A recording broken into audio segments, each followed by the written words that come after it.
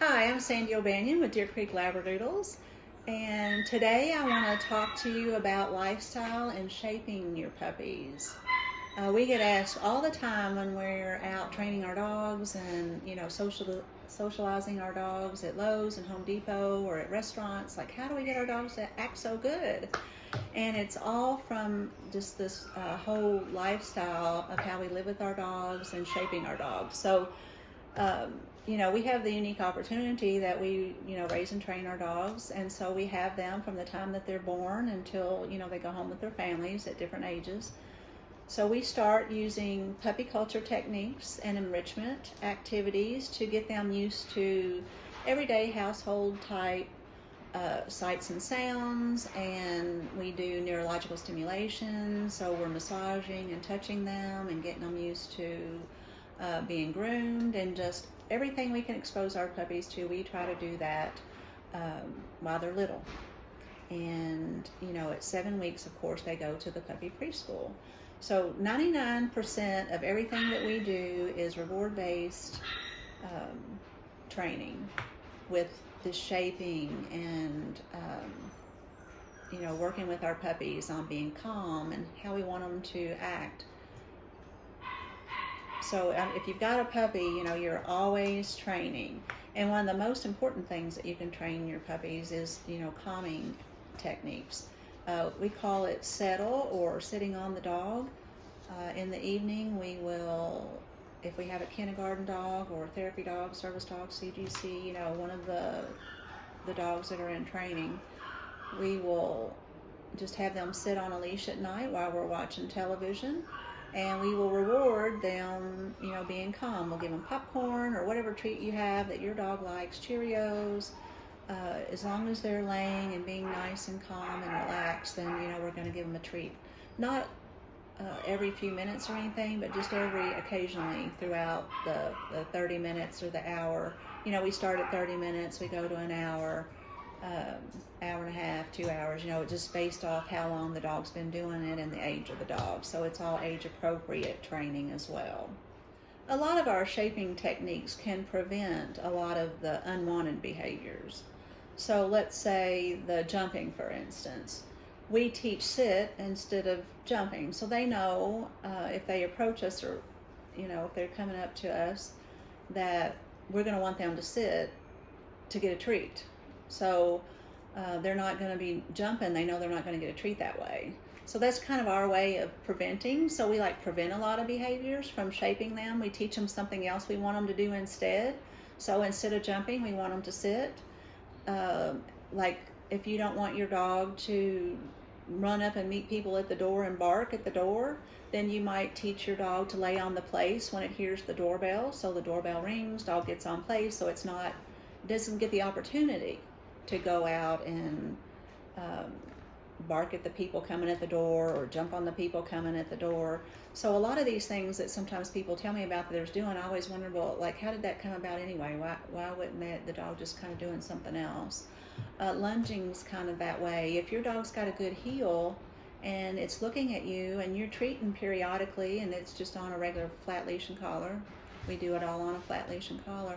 I'm wondering, how do these dogs start this lunging and going after other dogs and all that sort of thing? So a lot of it is when when you're out on a walk, you need to be paying attention to where your dog is and relative to your body. It should be, right by your side. You're not going to have a really loose leash.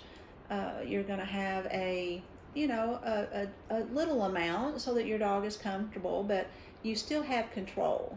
So a lot of that unwanted things and craziness a dog might do on a leash, if you're working on your heel and walking and looking, you can avoid some of those things as well. And the earlier you do those things, and you start that immediately with your 8-week-old puppy you take home, or your 11-week-old puppy you take home after kindergarten, you start that immediately, and you walk that way every time.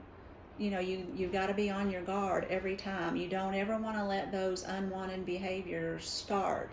The more you let them start and you do it, oh, well, I'll let it go this time, well, it becomes a habit. And dogs do everything by habit. Whatever you do every day, whatever your schedule is every day, that's what your dog becomes to expect. That's the behaviors that your dog has. So it all comes back around to that shaping. Whatever you want your dog to do every day, that's what you need to do every day, and that's how you want to control that behavior. Playtimes need to be controlled, especially when you're working and shaping your puppy. You want to decide when your playtime starts, when your playtime ends. And let's say you're in the midst of playing and you might be tossing something, or the tug gets a little too rough or whatever, then you need to stop that right away. You don't let that go on. You don't continue to play that way. Another thing to avoid, like during play, you don't want to play around the dog's mouth. Sometimes we see people when they come here to the training center, and it seems like it's first thing that they're kind of got their hands up here around their mouths. You want to avoid that. Always pet your dog more back here, on their shoulder and their back, so that you're not instigating that type of behavior and encouraging it. You don't want to encourage it. You can encourage jumping by patting your legs. So you don't want to encourage these types of behaviors that are really going to be unwanted, really at any time. So these play biting, jumping, and this puppy growling when playing, that's all fun and good when they're little, but it's something that we stop here right away. We don't want to be correcting that when they're older. It's very easy to correct, when they're young. It takes very little time actually to correct that if you correct it immediately. And that's what we would encourage all of our families to do. Anything you don't want done, find your correction. Decide how you're going to correct. Is it going to be a leash pop? Is it going to be a mom's poke? We call it the mom's poke. If you've ever seen puppies playing and the mom's in there with them, if they're doing something that she doesn't want them to do, she does it with her mouth, but she'll poke them. And so we try to imitate that, what a mom would do to her puppies. These behaviors, the play biting, the jumping, the growling, like I said, a 7 or 8 week old puppy, 10 week old puppy, it's not terrible at the moment, but these things lead to bad things. It can knock people down.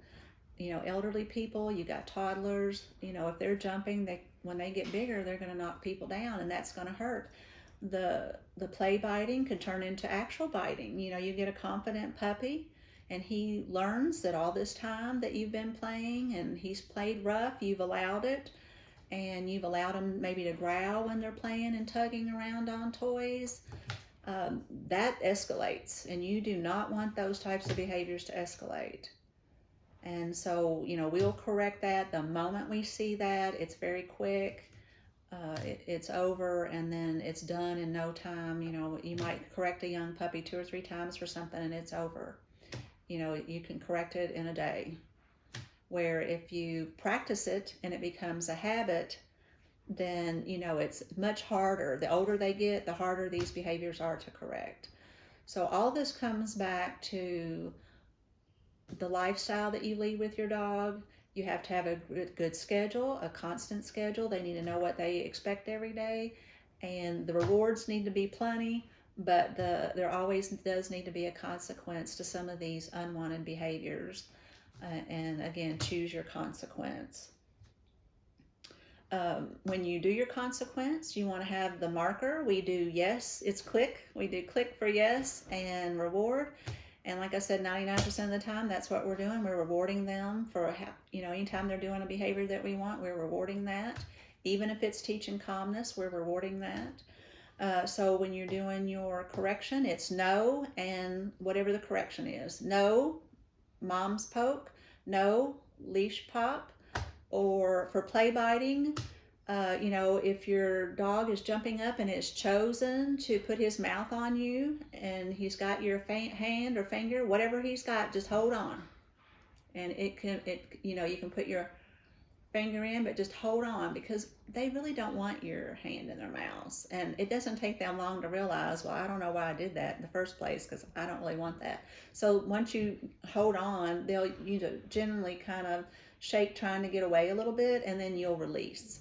So you're not putting any pressure, you're just kind of holding on.